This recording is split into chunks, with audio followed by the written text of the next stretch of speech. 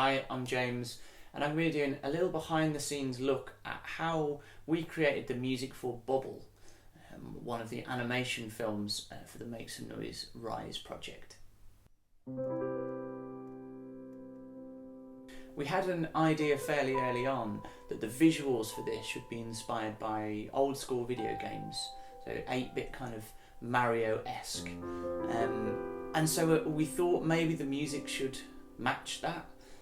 So we were looking at that kind of old Mario soundtrack, a lot of 8-bit sounds, very digital sounding. But we found very quickly that when we did that, it didn't seem to suit the emotion that was in the video and the weight of the story that the young people were trying to tell. So instead, we decided to look at more modern video games as inspiration for this. So things like Hyper Light Drifter still had the kind of 8-bit style.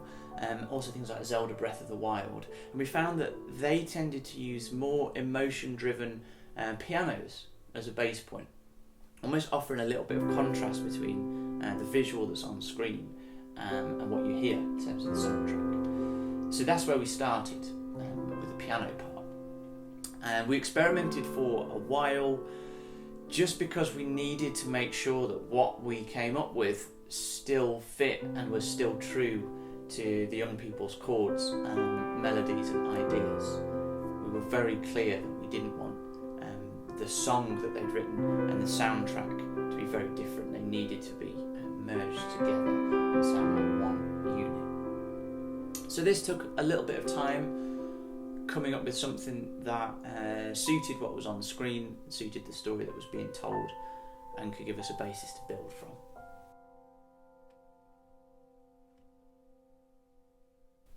The next element that we added was designed to add in a little bit of that digital feel back, so that it still matched what was going on screen and offered this contrast.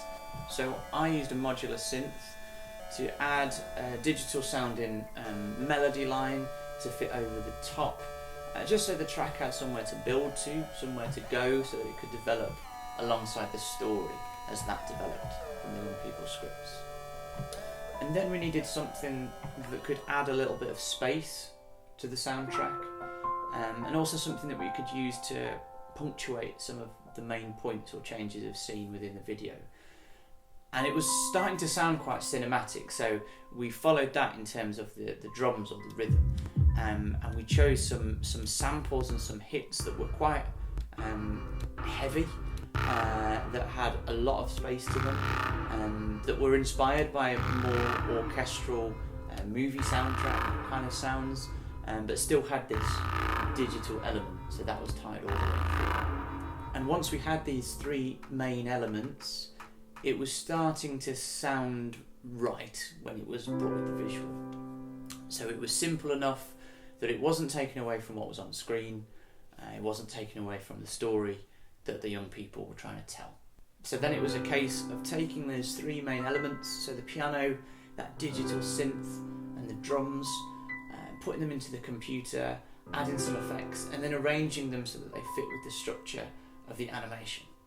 So there were just a couple of things to add in to take the production closer to what the young people had originally written themselves.